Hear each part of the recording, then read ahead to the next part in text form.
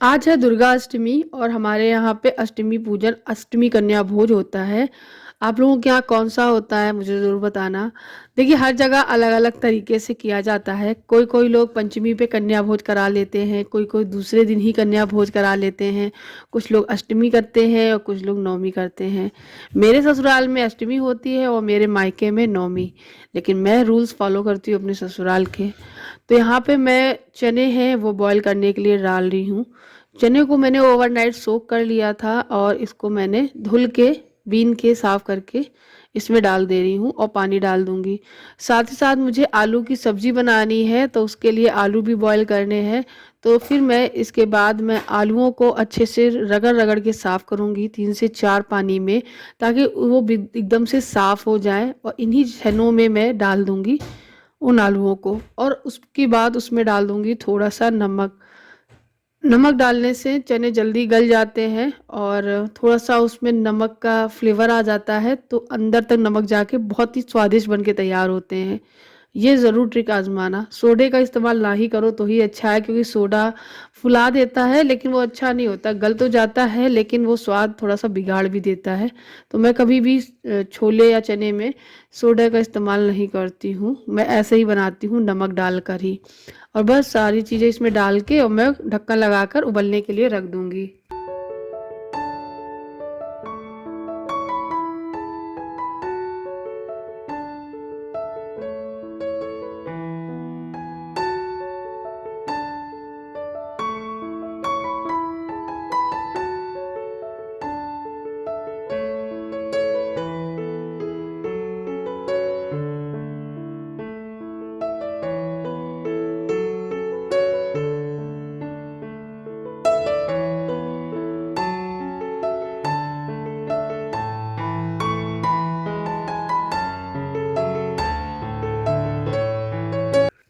तो अभी मैं आ गई हूँ दूध को उबालने के लिए, क्योंकि मुझे बनानी है खीर। मैं हमेशा अष्टमी पे खीर पूरी ज़रूर बनाती हूँ, लेकिन आज मैंने सोचा है खीर पूरी और चने ये सब चीज़ें बनाऊंगी और हलवा भी बनाऊंगी। इसलिए मैंने चावल को भी 1 घंटा पहले भिगोने रख दिया था और अब दूध में उबाल आने के बाद मैं उसमें चावल को भी डाल दे रही हूँ। तो अब ये खीर पकेगी और पकने के बाद इसमें सारी चीज़ें डाली जाएंगी।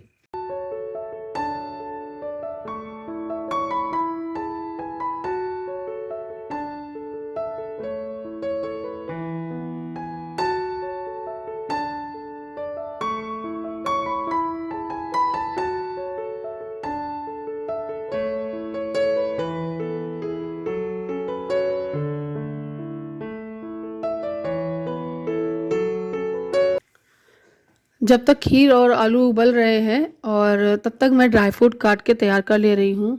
मेरे पास एक मिनी सा ये चॉपर है जो ड्राई फ्रूट को अच्छे से चॉप कर देता है। इसे मैंने अमेज़ोन से ख़रीदा था और बहुत अच्छा काम करता है। आज मैं पहली बार इसमें गरी किस के देख रही हूँ। निकलती है इसमें गरी, बारीक बारीक चॉप हो जाती है, लेकिन बहुत ज़्यादा टाइम लग रहा था। तो गरी को मैं ये कहूँगी कि आप हाथ से ही चॉप कर लो चाकू से। बाकी की इसमें जो बादाम है वो बहुत अच्छे से क्रश होते हैं। इसमें पिस्ता काजू बहुत अच्छे से क्रश हो जाते हैं और आपका काम आसान बना देते हैं। बट गरी थोड़ी सी मुश्किल कर रही थी तो मैंने फिर गरी को हटा दिया और फिर उसके बाद जितना भी बचा था मैंने उसको हाथ से किया और फिर बादाम को इसी से कद्दूकस कर दिया। कद्दूकस जैसे ही निकलते एकदम जैसे आप किसनीज में घिसेंगे ना, ठीक वैसा ही इसका निकल के आ जाता है। लेकिन हाँ, काम का तो है तो आपका काम आसान कर देता है।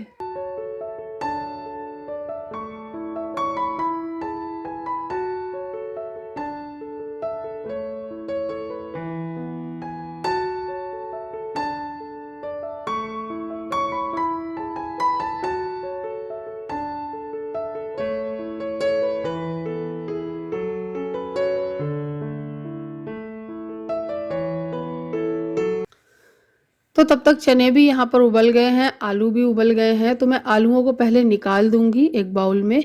उसके बाद चने को एक छन्नी वाली थाली में ट्रांसफ़र कर दूंगी। उससे क्या होगा कि ये जल्दी ठंडे हो जाएंगे। लेकिन मैंने इसमें आलू भी उबाले थे इसलिए मैं इनको एक बार और धुल दूंगी। तो इसलिए मैं इनको इसमें धुल दूँगी ताकि और अच्छे से क्लीन हो जाए। क्योंकि आलू जो हम लोग डालते हैं ना, उसका ऊपर का थोड़ा बहुत तो निकलता ही है। इससे क्लीन कर देने से ये एकदम साफ़-सुथरे से हो जाएँगे। तो यहाँ पे मैंने चने को निकाल लिया है एक छन्नी वाली प्लेट में।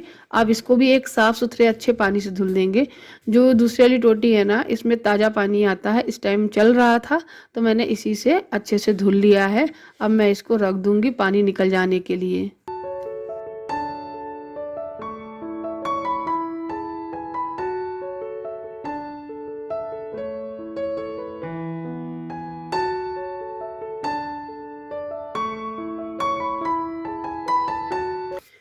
इधर धीरे-धीरे खीर भी पक रही है और मैंने कढ़ाई चढ़ा दी है, उसमें डालूँगी देसी घी और मैं बनाऊँगी सूजी का हलवा। मैं जब भी सूजी का हलवा बनाती हूँ, मैं दूध का इस्तेमाल नहीं करती हूँ। मुझे ऐसा लगता है कि दूध डालने से दूसरा टेस्ट आ जाता है, तो मैं खीर ज़्यादातर बनाती हूँ दूध से। और ये हलवा है वो सादा सिंपल सा बनता है। तो इसमें मैंने 1 ग्लास सूजी ले ली है और 3 से 4 चम्मच मैंने घी डाला है। भूनने के टाइम पे मैं थोड़ा कम घी डालती हूँ, लेकिन बीच-बीच में हर 2-3 मिनट में जब मैं इसमें पानी डाल डाल के उबालूँगी, तब मैं इसमें घी का इस्तेमाल ज़्यादा करती हूँ।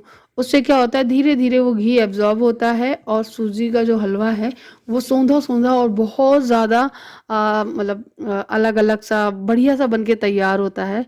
सूजी के हलवे में मैं गर्म पानी का इस्तेमाल कर रही हूँ। 3 गुना पानी लिया है मैंने, मतलब जितना मैंने सूजी लिया था उसका 3 गुना, यानी 1 ग्लास सूजी थी तो 3 ग्लास मैंने इसमें पानी डाला है, छोटा वाला ग्लास था। और उसके बाद इसको पकाएँगे। थोड़ी देर बाद मैं इसे ढक दूँगी, ढककर पकाऊँगी और जब ये अच्छे से पक जाएगा, इसी बीच में मैंने चीनी भी ऐड कर दी थी ताकि इसमें चीनी का भी टेस्ट आए। चीनी आप अपने अकॉर्डिंग डाल सकते हो, लेकिन थोड़ी मीठी हो जाए तो अच्छा लगता है बच्चों को खाने में। और फिर इसमें ड्राई फ्रूट वगैरह है वो डाल दीजिएगा अपने तरीके से, अगर आपको जो पास जो अवेलेबल हो वो।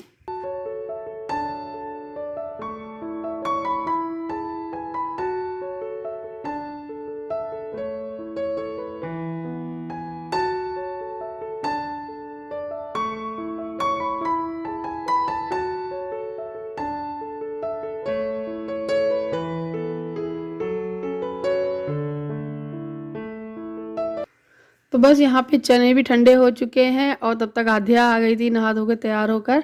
आज मैंने और आध्या ने एक जैसे कपड़े पहने हैं। ये मदर डॉटर ड्रेस मैंने मंगाई थी अमेज़न से, बहुत पुरानी है। हो गए हैं करीबन 3 साल इस ड्रेस को। तो ये ड्रेस मतलब तभी मैं पहनती हूँ जब मुझे आध्या को पहनानी होती है। तब तक तो मैं भी नहीं पहनती हूँ। तो मैंने आज इसे पहन लिया है और आध्या को भी पहना दिया है।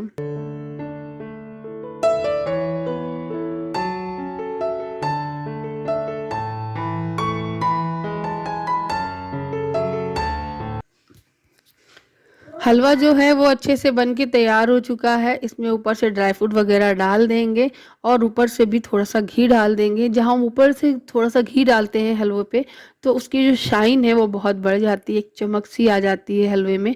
अब मैं ढककर इसको रख दूँगी दूसरी तरफ और अब मैं गैस पे रखूँगी दूसरी कढ़ाई और उसमें मैं फ्राई करूँगी चने को। तो थोड़ा-सा मैंने देसी घी लिया है और उसके बाद उसमें मैंने थोड़ा-सा जीरा और थोड़ा-सा हरी मिर्च काट के डाली है एक, सिर्फ़ स्वाद के लिए, ताकि थोड़ा-सा तीखापन आ जाए, नहीं तो भी बच्चों को तीखा लग सकता है। और थोड़े से ही मैं बना रही हूँ क्योंकि मैं घर में आध्या का ही पूजन करती हूँ। और जब बच्चे जो आ जाती हैं यहाँ पर नीचे आंटी के यहाँ पर छोटी-छोटी सी कन्या, तो मैं उनको भी दे दूँगी जाकर इसी से, तो हो जाएगा। तो यहाँ पे थोड़ा-सा मैंने मिर्ची का पाउडर और थोड़ा-सा धनिया पाउडर और स्वाद के अनुसार नमक ऐड करके थोड़ा-सा भून लूँगी। थोड़ी देर चलाऊँगी, इनको आपस में मिक्स करूँगी, पका लूँगी और हरा धनिया डालकर इनको गार्निश कर दूँगी। तो ये हमारे चने हैं वो बनके तैयार हो गए हैं। बहुत अच्छे लगते हैं सूखे-सूखे से। आप चाहो तो ग्रेवी वाले भी बना सकते हो। थोड़ा-सा पानी जो होता है चने का जो उबाला था वो बचा के रख लीजिएगा, वो डाल दीजिएगा। थोड़े से लिपटे-लिपटे से भी बन सकते हैं, लेकिन मैं हमेशा इसी तरीके से बनाती हूँ।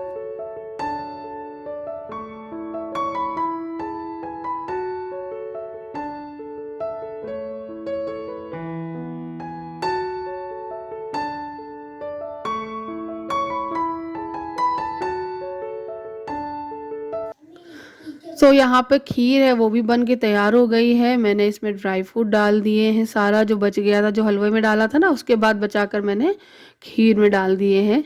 मैं इस बार खीर में मखाने नहीं डाली हूँ, क्योंकि मखाने वाली खीर भी बहुत अच्छी लगती है। लेकिन मैंने आज सिर्फ उसमें गरी और चिरौंजी और थोड़े से बादाम ये डाले हैं, और बस बंद कर दी है गैस, चीनी डाल दी है। अब मैं इस एक तरफ, दूसरी तरफ मैं उसी कढ़ाई को चने निकालने के बाद सब्जी फ्राई कर ले रही हूँ। तो यहाँ पे आलू और टमाटर की सब्जी बन जाएगी, ग्रेवी वाली।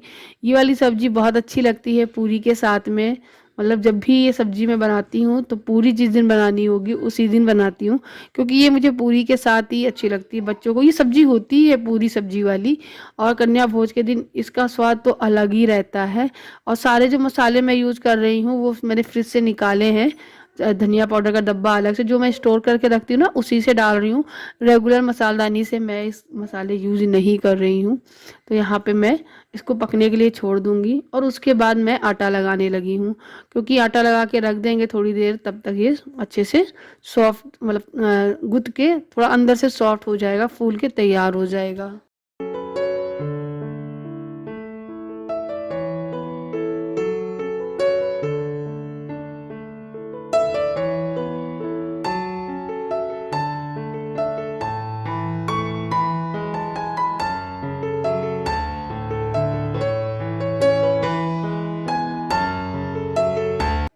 जो हमारी ओनर हैं उन्होंने 9 दिन के फास्ट रखे थे, इसलिए अष्टमी को हवन कराती हैं।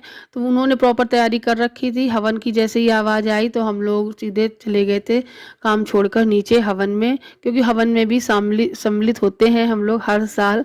हम लोगों को हमेशा की आदत है, अच्छा लगता है। तो मैं मेरे बच्चे के सहित हवन में बैठे, और यहाँ पे हवन में आहुति दे रही हूँ। मैं, मेरे हस्बैंड, अंकल आंटी और उनका बेटा, और कुर्सी पे बैठे हैं पंडित जी जो कि काफ़ी बुजुर्ग हैं। तो यहाँ पर हवन भी करवा लेती हूँ साथ में। मुझे वो सारी चीज़ें मिल जाती है आशीर्वाद के रूप में, जो मुझे चाहिए, जो भगवान से मुझे चाहिए वो सब चीज़ें, और मुझे बहुत पॉजिटिव फील भी होता है। और उसके बाद फिर मैंने आपको मंदिर दिखाती हूँ। ये है मंदिर जो हमारे ओनर का है, उन्होंने जवारे बहे हैं, ये देख सकते हो। और अष्टमी पूजती है मेरे यहाँ भी, आंटी के यहाँ पे। तो फिर अष्टमी पे आज भोग वगैरह होगा, लेकिन वो कल भी फास्ट, आज भी पूरा दिन फास्ट रहेंगी, कल उनका फास्ट ओपन होगा। तो फिर मैं आ गई थी ऊपर, क्योंकि मुझे अपने घर की भी तैयारी तो करनी ही है। तो मैं आकर सबसे पहले पूड़ी सेकी है, और उसके बाद सब्जी है दूसरी तरफ मैं बंद करके चली गई थी। तो वो भी अब बन के तैयार हो रही है। और एक तरफ पूड़ी सेक के माता को भोग लगाऊंगी जाके, और फिर आद्या को कन्या के रूप में विराजित करके उनको भोग लगा के, मतलब आद्या को टीका वगैरह करूंगी और आद्या को ही कन्या खिलाऊंगी।